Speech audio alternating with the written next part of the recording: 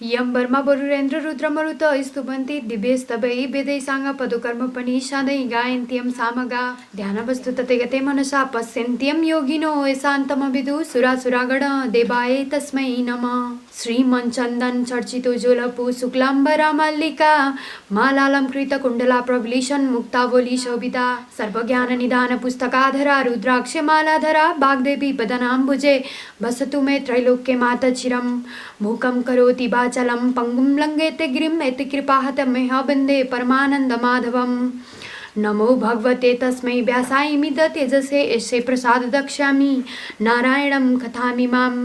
नारायणं नमस्कृतं नरं चैव नरोत्तमं देवी सरस्वती व्यासं ततो जयमुदीरयेत्। 10औं अध्याय अर्थात् 10औं अध्याय। कुमारजी आज्ञा गर्नुहुन्छ, हे अगस्त्य मुनि, सतीदेवीले यज्ञमा फाल हाली प्राण छाडेको देखि देवता यक्ष गन्धर्व नाग अप्सरा त्यहाँ रहेका सबले हा के अनर्थ भयो भनी आश्चर्य मान्दा भए। अकस्मात धुलो उडी आकाशमा व्याप्त भई अन्धकार भयो, वायु पनि विपरीतसँग बहन लाग्यो, बिना बादल मेघ झैं आकाश गर्जना लाग्यो। सब देवताका आँखामा धुलो परी भूमिमा घोप्ट परे, कसैलाई उडाइ लग्यो, कति रुन लागे, कति आफ्ना जीवको संहार गरिरहे। यस्ता प्रकारले महाउत्पात भयो। त्यो देखि दक्ष प्रजापतिले मनमा चिन्तना गरी सब छोरी ज्वाइँलाई बुझाइ बोध गराई, धैर्य गराई डराउनु पर्दैन भनी नाना प्रकारले सबलाई सम्झाइसकी बहुतै चित्त आकुल गरी आफ्ना गुरु बृहस्पति ऋषि छेउ गई दक्ष प्रजापतिले बिन्ती गरे, हे गुरु अब कसो गरौँ, अनर्थ हाहाकार भयो भनी कराउन लागेर। त्यसै बेलामा नारद ऋषिले सतीदेवीका प्राण मुक्त भएको देखि वायु बेगले चाँडै कैलाशमा पुगी श्री महादेवका चरणमा दण्डवत गरी बिन्ती गरे, हे ईश्वर तपाईको प्राण तुल्य। सतीदेवीले देह त्याग गरिन्, किनभने हे वृषभध्वज, हे करुणमय पापिष्ट दक्ष प्रजापतिले तपाईलाई नाना तरहको निन्दा गरी अनेक तरहको हेला गरी त्यो कहाँको देवता हो, त्यो बहुला पो हो, त्यसलाई नडाकी मलाई के होला भनी तपाईको निन्दा गरेको सतीदेवीले सहन नसकी अत्यन्त क्रोध गरी लात्ताले भूमिमा हानी कसैको मुख नहेरी यज्ञको प्रदक्षिणा गरी तपाईको नाम लिई यज्ञ कुण्डमा फाल हानी प्राण त्याग गर्नुभयो। हे प्रभु, तपाईका भयले अग्निले शरीर दग्ध गर्न सकेका छैनन्, प्राण छोडी शयन गरे झैं यज्ञ कुण्डमा रहनु भएको छ। हे ईश्वरी, यी कुरा बिन्ती गरौँ भनी आएको हुँ, अब कसो गरौँ, अनर्थ भयो भनी नारद मुनिले भनेको सुनि महादेवले आज्ञा गरे, हे मुनि, यो कुरा निश्चय हो कि होइन भन्दा नारद बिन्ती गर्छन्, हे ईश्वर तपाईका अगाडि मैले मिथ्या कुरा कसो गरी बोलुला, ध्यान दृष्टिले हेर्नुहोस् भने।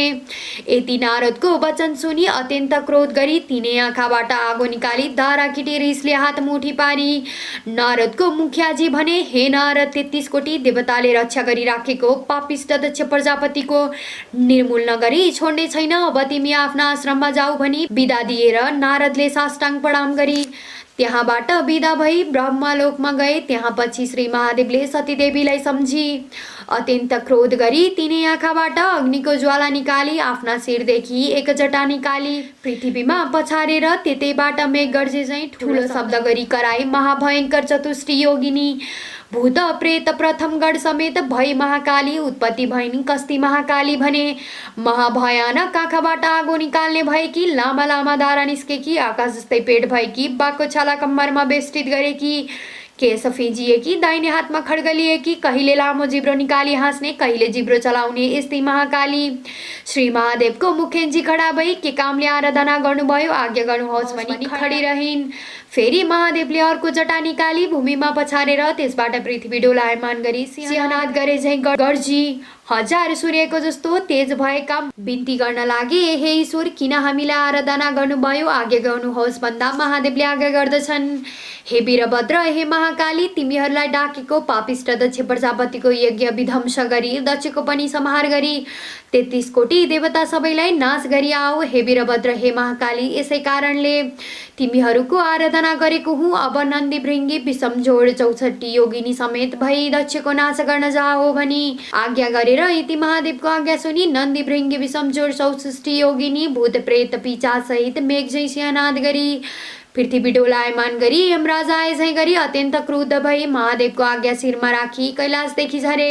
यिनीहरूको चालामालादेखि पृथ्वीलाई थाम्न साह्रै मुस्किल पर्यो। पृथ्वी डोलायमान भइन्, 7 समुद्र कम्प भए, यावत जीवात्मा सबै त्राही त्राही भए। यस्ता तरहले दक्ष प्रजापतिका यज्ञमा पनि अनेक उत्पात हुन लाग्यो। आकाशमा गिद्ध काग कराई मण्डलाकार गर्न लागे। स्यालले दुवै आँखा मुखबाट आगो निकाली कराई हिँड्न लागे। रगत वृष्टि भयो, वायु विपरीतले बहन लाग्यो। यस्तो उत्पात भएको देखि यज्ञमा रहेका सबैले हाहाकार गरी कराई कोही भाग्न लागे। स्वास्नी मान्छे, केटाकेटी, बुढाबुढीहरू भाग्न नसकी भूमिमा घौटो परी रुन कराउन लागे। कोही सबैको सम्हार गर्न पछि लागे, कोही नजाने फेरि के को उत्पात होला भनी डराए। त्राही त्राही भई रहेका थिए। त्यस्तै बेलामा वीरभद्र महाकालीगण सहित भई मेघ गर्जे झैँ गर्जी। हात्तीका बथानमा सिंह गए झैँ फेरि दक्षका यज्ञमा पुग्न गए। तहाँ उपरान्त यज्ञमा रहेका देवता, यज्ञ गन्धर्व, किन्नर, दैत्य, नागहरूसँग सिंह जुधे झैँ गरी सङ्ग्राम गरे।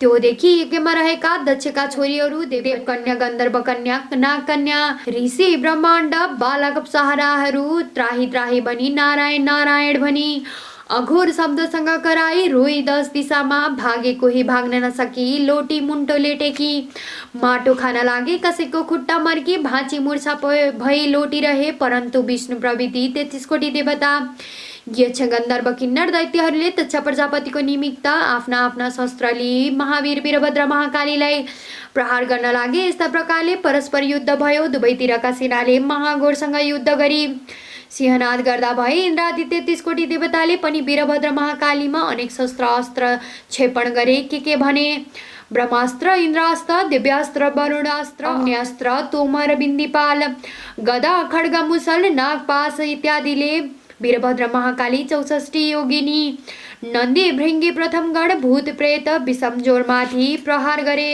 यस्ता तरहसँग आफूलाई प्रहार गरेको देखि वीरभद्रका गणहरूले पनि ठुलो शब्दसँग गर्जी फौजभित्र पछि जति पाएको उतिको टाउको निमुठी खाए। हात भाँची, खुट्टा भाँची, मुड्कीले हानी, रगत छदाई देवताहरूलाई चूर्ण गरे। फेरि महाकालीले काल जस्तै खड्ग लिएर तरात आँखा गरी वर्षकालमा मेघ गर्जे झैँ सिंहनाद गरी मृगका फौजमा सिंह गए झैँ सुकेका परालमा आगो लागे झैँ गरी क्षणभरिमा नाश गरिन्। फेरि वीरभद्रले आफूमाथि शस्त्र अस्त्र वर्षाएको देखि क्रोधले नन्दी, भृङ्गी, चतुष्टी योगिनी, भूत प्रेत, पिचास, प्रथमगण समेत शत्रु पक्षका कसैको शिर छुट्याए, कसैको हात पाउ छुट्याए, कसैको मासु खाए। रगतले माथि कोही नाच्न लागे, कोही हाँस्न लागे, कोही रगतको खोलो बग्यो दगुड्न लागे। यस्ता प्रकारले कोटी कोटी देवताका दक्ष प्रजापतिका सेनाको संहार गरे। फेरि यक्ष, गन्धर्व, किन्नर, दैत्य, नाग, दक्ष प्रजापतिका सेनाले महाकाली उपर शस्त्र अस्त्र वर्षाए। ती शस्त्र अस्त्र महाकालीमाथि पर्दै मात्र भस्म भई गए। महाकाली, चतुष्टी योगिनी, भूत प्रेत, पिचास, प्रथमगणले फेरि दक्ष प्रजापतिका सेनालाई मारे। औ विषमजोरले पनि सबका शरीरमा प्रवेश गरी अचेष्ट गराए। तब वैकुण्ठनाथ विष्णुले सम्पूर्ण देवता, यक्ष, गन्धर्व, किन्नर, दैत्य, नाग बाँकी रहेका दक्ष प्रजापतिका सेना बिल्कुल अचेष्ट भएको देखि आफ्ना शरीरबाट शीत ज्वरो उत्पत्ति गरी सबैलाई चेष्टा गराए। फेरि नाना अस्त्र अस्त्र लिई अग्निका ज्वालामा पतङ्ग भए झैँ वीरभद्रमाथि जाइ लागे। वीरभद्रले पनि त्रिशूल उठाई सिंहनाद गरी सुकेको खरमा आगो लाग्दा झैँ एक क्षणमा कोटी दक्ष प्रजापतिका सेना मारिदिए। कसैको शिर छैन, कसैको हात छैन, कसैको पाउ छैन। यस्तो देखि कोही रक्षा गर भनी भाग्न नसकी भूमिमा परिरहे। यस्ता हिसाबले यज्ञ विध्वंस गरी जति पाएको देवता समाति यज्ञमा हुमिनाश गर्न लागे। वीरभद्रले यस्ता तरहले देवता, यक्ष, गन्धर्व, किन्नर, दैत्य, नाग, दक्ष प्रजापतिका सेना मारेको यज्ञ विध्वंस गरेको देखि विष्णु अत्यन्त क्रोधले लाल लाल नेत्र गरी नागले निश्वास फेर्दा झैँ सुस्केर हाले। अग्निको ज्वाला जस्तो भई बायाँ हातले पाञ्चजन्य शङ्ख बजाई, दाहिने हातले कौमोदकी गदा उठाई संहारकालका रुद्र जाँदा झैँ वीरभद्रका सेनामाथि जाइ लागेर त्यो देखि देवता, यक्ष, गन्धर्व, दैत्य, नाग, दक्ष प्रजापतिका सेनाले धन्य धन्य विष्णु तिम्रो जय कल्याण होस् भनी आफ्ना आफ्ना शस्त्र अस्त्र लिई विष्णुका सँग लागि लड्न लागे। त्यो देखि महाकाली क्रोधले अग्निका ज्वाला जस्तो बडो ज्वाला निकाली खड्ग उठाई चतुष्टी योगिनी, भूत प्रेत, पिचास, प्रथमगणले सहित जाइ लड्न लागिन्। जस्तै ठुलो वायु चल्दा मेघ खड्ग खड्ग भई फाट्दछ, त्यस्तै देवता यक्ष गन्धर्व किन्नर दैत्य नाग दक्ष प्रजापतिको सेनालाई 10 दिशा भगाइन्। ती विष्णुले निर्धक्कसित वीरभद्रका छातीमा कौमुदीको गदा प्रहार गरे। त्यो गदा भयो र वीरभद्रका छातीमा लागि मूर्छा पै भूमिमा गिरे। फेरि विष्णुले नन्दी भृङ्गी चतुष्टी योगिनी भूत प्रेत पिचास प्रथम गणलाई शङ्खको शब्द गरी प्रहार गरे। कोही भूमिमा परि मूर्छा भए, कोही भाग्न लागे। त्यो देखि देवता यक्ष गन्धर्व आदि दक्ष प्रजापतिका सेनाले धन्य धन्य विष्णु भनी स्तुति गरेर पुष्प वृष्टि गरे। विष्णुले पाञ्चजन्य शङ्ख बजाए। देवता यक्ष गन्धर्व किन्नर दैत्य नाग दक्ष प्रजापतिका सेनाले धन्य धन्य विष्णु भनी स्तुति गरेको मूर्छा भइरहेका महावीर वीरभद्रका कानमा पर्यो र चेष्टा भयो। आफ्नो सेना कोही भूमिमा परेको, कोही भाग्न लागेको देखि अति क्रोधित भई काल समान त्रिशूल वीरभद्रले उठाए। नारायणलाई हेरी बेगले प्रहार गरे। त्रिशूल विष्णुका छातीमा लागे। त्रिशूलको वेदना सहन नसकी नवद्वारबाट रगत बहाई रणभूमिमा नारायण लोटी मूर्छा परे। वीरभद्रले विष्णु मूर्छा परेको देखि प्रलय कालका मेघ झैं गर्जमान गरे।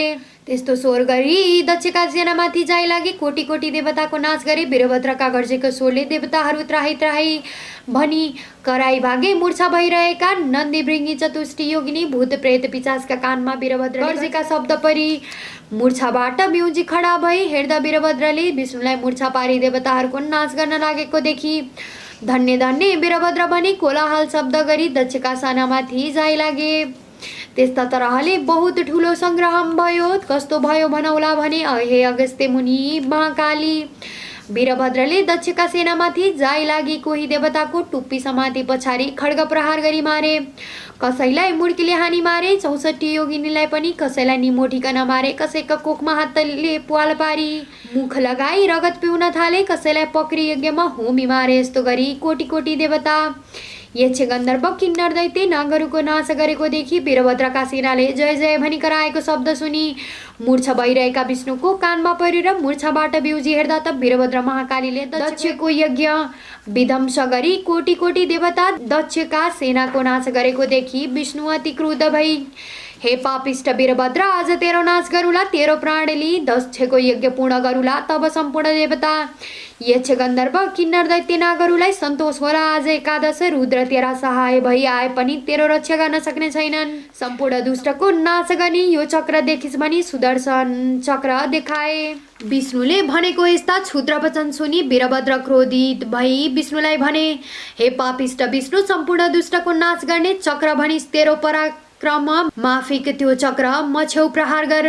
म पनि देखिहालु भनी मुखले मात्र भनिरहने होइन। यति वीरभद्रले भनेको वचन सुनि विष्णुले क्रोधले वीरभद्रलाई ताकि सुदर्शन चक्र प्रहार गरे। त्यो सुदर्शन चक्र कसो गरी गर्यो भने कोटी सूर्य जस्तो तेज भई प्रलय कालका मेघले गर्जमान गरे जस्तो स्वर गरी काल रुद्र जाँदा झैँ गयो। यस्ता तरहले गएको सुदर्शन चक्रलाई देखि नन्दी भृङ्गी चतुष्टी योगिनी भूत प्रेत पिचास प्रथम गणले त्राही त्राही महादेव भनी महावीर वीरभद्र र भद्रकालीका शरणमा गए। जस्तो समुद्र मन्थन गर्दा कालकुट विष निस्क्यो र महादेवले निलेथे, त्यस्तै वीरभद्रले त्यो चक्र आएको देखि मुख बाइदिनाले मुखमा पर्यो र निल्न तयार भए। त्यो देखि विष्णुले चाँडै गई वीरभद्रका मुखदेखि सुदर्शन चक्र झिकी ताहादेखि अन्तर्ध्यान भए वैकुण्ठ जाँदा भए।